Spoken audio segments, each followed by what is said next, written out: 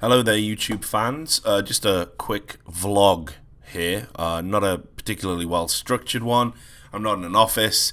I'm here in my hotel in Atlanta at the moment. And to paraphrase my favorite hip hop artist of all time, the cat is out the bag. So this is just an update. Obviously, a lot of people have been asking about what's going on with content, what are you doing, and I think people have figured out at the very least what my new job, what my new role is going to be, and that is of course that I'm now working for Turner Sports as the host of ELeague and a contributing editor, I think is my official title for some of the other projects in the background. So where to begin? Right, well, so I think it's important to say that this doesn't necessarily mean the end of content that I'm doing. I'm currently in the process of getting a studio set up where I'll be able to record podcasts and do interviews that you used to. It's just taken a little bit of a while. What I didn't really even think about, what I didn't realize was kind of how beastly the schedule was going to be when I got here.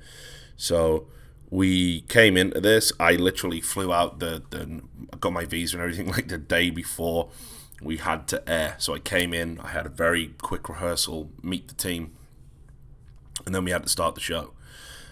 We did the Twitch weeks, and it was very clear that this was a much higher standard of broadcast than anything we'd seen before in esports.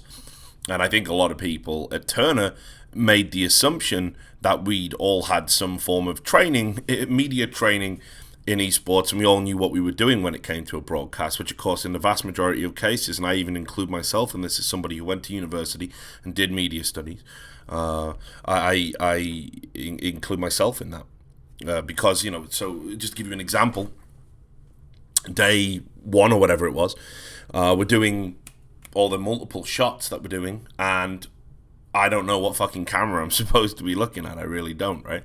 I don't use a teleprompter. I've never used a teleprompter. I don't read off auto cues.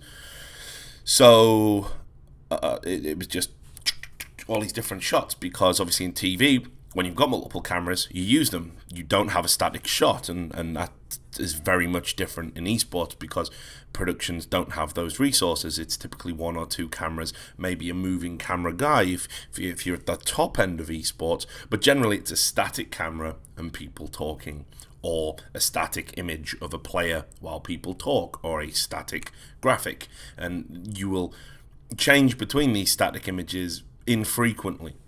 Well, when you're working on a TV show, they understand that you've got to keep entertaining and changing things, and it jumps around incredibly quickly. So there was lots of periods of time where even when we were talking on the desk, perhaps to Phil for technical issues, it was just, we were just flying all over the place, cameras everywhere. I could see on the program monitor it built into the desk, like I'm over here now, I'm over there now, and I obviously. It sounds so stupid to say it, but there's like red fucking lights on all of the cameras that you're meant to be looking at. And they were just going, okay, you're in camera 1 now. You're in camera 2 now. Camera 5. And I'm just like, what the fuck? Which cameras are these? And they just assumed that I would know from my experience that, which one camera 5 is, what a jib cam is, all of this shit. So I was probably I looked a little bit bewildered, I think, on the first few broadcasts. But they said they didn't really understand kind of how far behind we actually were in terms of esports and its comparison to TV. So the one thing they've been super impressed with at Turner Sports is the amount of talent we actually have. And I'm not saying that to sort of blow my own trumpet. By that I mean the fact that they consider the filling of dead air to be actually quite an art form, and they've told me about a lot of traditional broadcasters and talent that they've used on their shows who really message. They need the teleprompter, Ron Burgundy style, right? They need it. If it's not there, they struggle to fill, and they go to commercials typically, or they run a pre-recorded feature. On the few times we've had to film, it hasn't been many, and you might not even have noticed, frankly, but on the few times we've had to fill, they're like, wow, these guys just talk and talk and talk and talk and talk, and they don't need any prompting or any guidance somewhere to go. So they were super impressed with that, and they were also super impressed by how just little things like intonation, syncopation of speech, this kind of stuff. We all do it. For example, I've said it multiple times. The way I talk on a broadcast, the way I talk on these videos even, is very different how I'll talk on an informal podcast or how I'll talk informally when I'm at a bar. And I do that deliberately. And again, not a lot of people can do that. We seem to do it quite often in esports. A lot of the people I talk to do the exact same thing I do. They have different voices on camera than what they do when we're down the bar after a show. And just in general, just the level of commentary, they was super impressed with Anderson Semler and James and DDK. The level of analysis, the way Mo and Moses and me just had this chemistry, and it just worked. They were very impressed with all of it.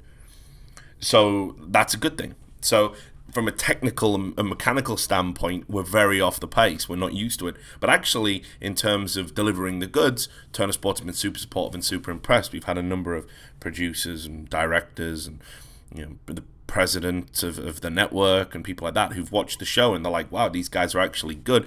I've always maintained that I don't feel ready for TV, and here I am 3 weeks in. So anyway, I guess another thing worth talking about is, why, the whys. And, I've been saying for a while, look, I'm getting old, guys. I don't know if you've noticed, but I'm getting balder. My beard is getting grey. I'm starting to age. This probably isn't a surprise, but the last few years have really been incredibly grueling. They've certainly. I'm starting to feel older, if you know what I mean. So the pace of doing just traveling all the time to different countries and doing multiple events, and then having this journalism job on this, which is the main job technically, which you do in between that, and that's long hours and strange hours, and then on top of that, I'm creating content, and I have to be energetic and up for that, and it can be 3-4 hours a time. All of that is wrecking. It fucking absolutely beasts you. A lot of people know it's not conducive to having a relationship. It's not conducive to keeping in touch with your friends. Your weekend becomes this thing where you have to say to the people who work regular jobs, I don't know if I can actually see you this weekend because I've agreed to interview a player and he's in America and he's going to come online at this time. So I can't go out drinking before because it would be unprofessional to interview him while I was drunk. And I certainly can't come out after because you guys go to bed at 2 a.m. because you like to do things with your Sundays because you're family-orientated people. And I'm not. I'm just a degenerate mess. So it was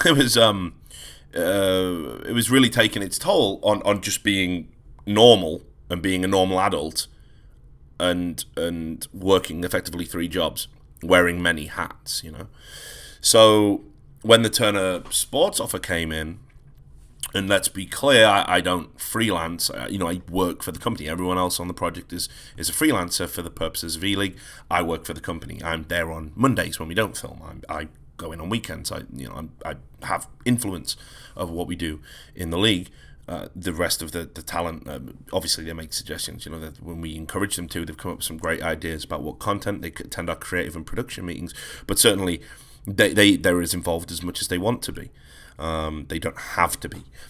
That's the key difference. So I took this job just because it was going to pay me so much that it enabled me not to have to worry about doing the other jobs. It was certainly going to be a hell of a lot stressful than the journalism jobs that I've held in the past, because there's no getting away from the fact that esports treats our journalism stars, our journalists, terribly, just appallingly, across the board, unilaterally. And when you've got large subreddits, for example, that just seem to be dedicated primarily to fucking with journalists, and the gatekeepers of those subreddits actually encourage it, and they feel a little bit upset about journalists kind of being these gatekeepers to information that they themselves would like to be. You end up just attacked non-stop. You know, I got to the stage where I was like, I don't even necessarily want anything I write to be submitted to Reddit anymore, because then my entire day, and not the CSGO subreddit, which is moderated intelligently and by good human beings, but almost any other subreddit, it just leads to a terrible day. It's just awful. You know, if it goes in, whatever it was about, it was just people would bookmark it. They would start their little campaigns against me, and I would have to deal with hearing the same 3 or 4 lies about myself, which have just been predicated and spread through the industry and allowed to spread by the people that control information, the same people that actually suppress me being able to respond to the lies that are being told about me. And much as I've always said, people who say you should just ignore criticism, no, you actually shouldn't. If it's invalid, if it's not true, you should always defend yourself, because the silence is a validation in and of itself, and the lie eventually will take over the truth, and that's been proven by myself. So I didn't want to do that job anymore. I simply just, you know, I miss it on the one hand, right? I hear all these stories now, and there's stuff I'd really like to be writing about. And I'll always have an opinion, and maybe I can do some reporting somewhere again in the future, but it's not going to be now. I'm going to be a columnist on the ELeague website, put out a weekly column. I'm going to do videos, I'm going to do podcasts, I'm going to host the show, and that's about it. The investigative reporting, it's just not worth your while. You get completely attacked by the people you're writing about. You get completely attacked by the fans of the people you're writing about. You get completely attacked by the people who control the social media where your writing is being discussed. And nobody wants to help you out because you're a journalist and therefore a piece of shit by default, right? So that's the environment. So it's just, you know, I'm in my fucking, you know, mid-30s now. Like, what the fuck am I gonna do? Am I gonna keep doing that? You know, am I going to put myself through that for the remainder of what are the, you know, last few good years, right? No, I'm fucking not going to do that. I'm definitely not going to do that. So it made sense just to change role into something where actually everyone's been super appreciative. It's only as public facing as I want it to be. People, a lot of the organizers and people that have been very hostile towards me in the past, obviously now we all have to work together. So now they're being very friendly and polite, and I've, you know, let bygones be bygones, obviously, because that's the professional thing to do, and what's gone before needn't carry on in the future. We've got very different working relationships now, and I'm happy to have it. It's just a lot more relaxed. You know, it's the end of the constant fighting, constantly, every day you get up and it's like, I know this to be true, I think the public deserve to know this. If I put it in the public domain, I'm going to be lambasted for doing so, and have my livelihood threatened and God knows what else. So it's just, I'm actually relieved I don't have to wake up and put myself through that again every day just to make a paycheck.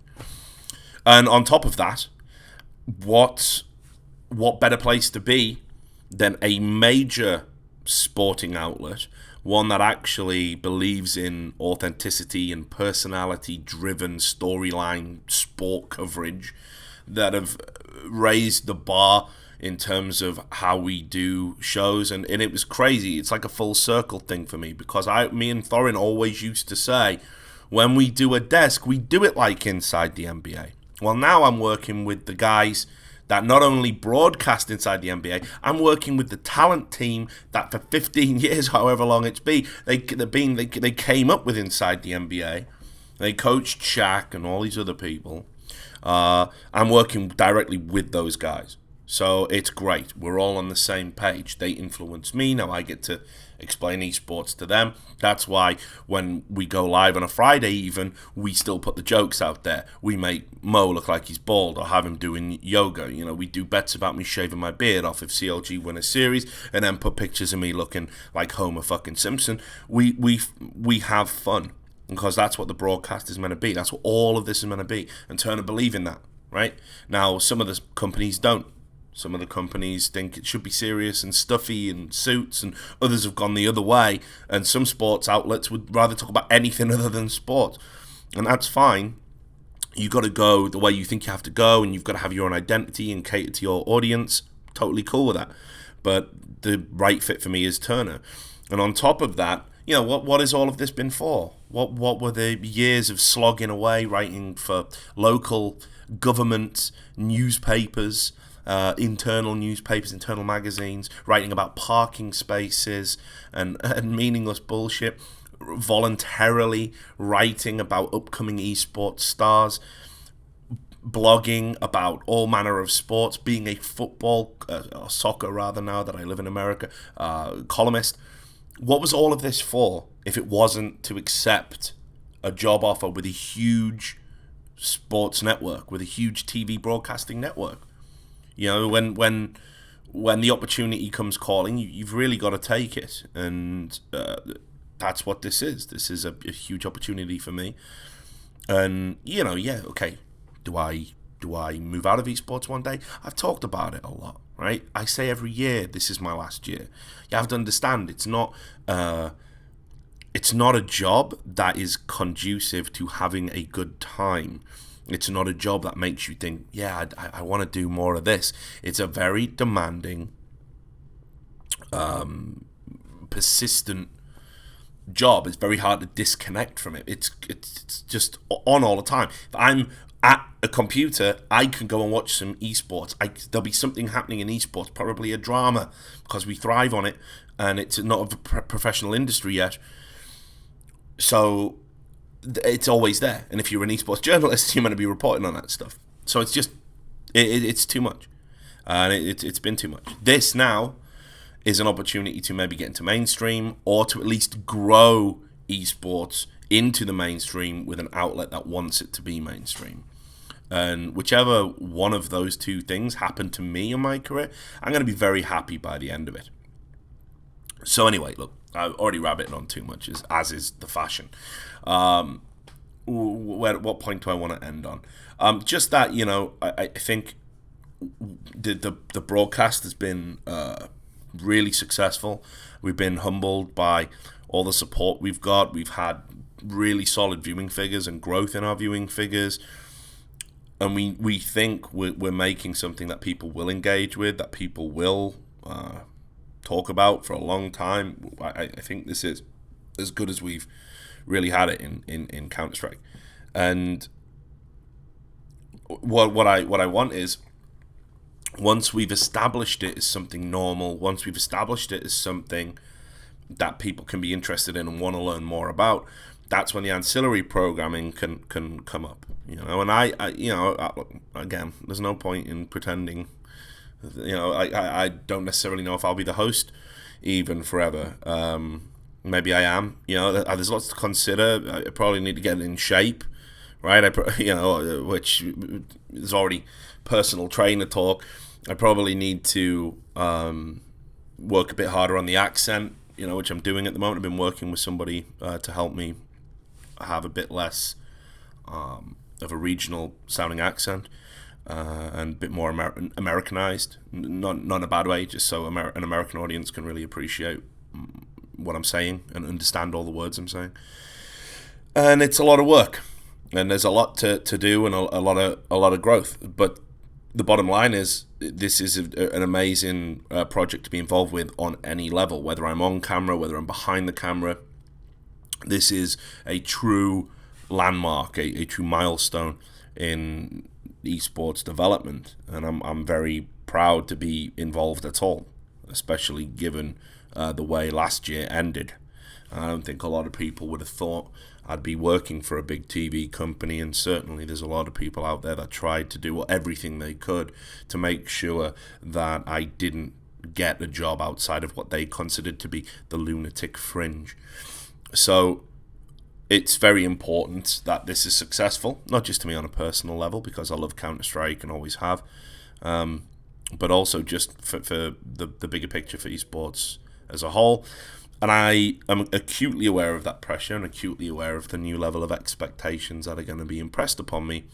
So when it comes to doing content and everything now, stuff like I Hate It Here, again, that's a show I could see that coming back. I really could, but not while I'm doing this. It's something that would have to be way in the future. I could see a regular esports podcast. Certainly, I think the Richard Lewis Show will continue. I think writing, again, I'll be a columnist. That's great. That'll be on e-league.com. You can go there, and there's going to be other stuff. But in terms of being this like figure on Twitter, for now, I have to think about how I represent a brand that's bigger than myself, older than myself, that has a higher standard. So certain types of content are going to be just off limits now, and things like trash talk, for example, where the show's a little anarchic and we deliberately didn't control the flow of the show, that can't happen because I have to be in control, because everything that now occurs and everything that is I say or is said on a show that I'm hosting has the potential to reflect on me and therefore my employers, and that's just the environment we live in these days. So to wrap it up, that there will be content. I'm certainly still going to be putting stuff in my YouTube channel, and they won't all be terribly lit vlogs like this one.